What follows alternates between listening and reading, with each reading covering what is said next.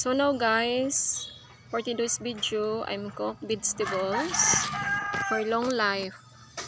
I'm cook horseradish and kulo. I don't know what the English of kulo, guys.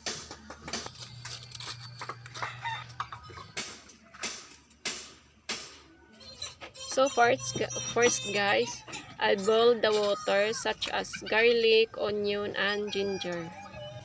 When it boiled, put the kulo.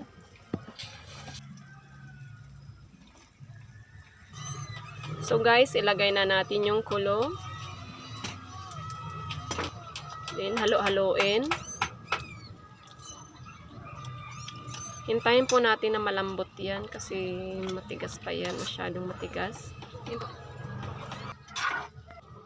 After that, pwede na natin ilagay yung horseradish. Simple lang to guys, pero it's very healthy vegetables. Mix it. Then mix it.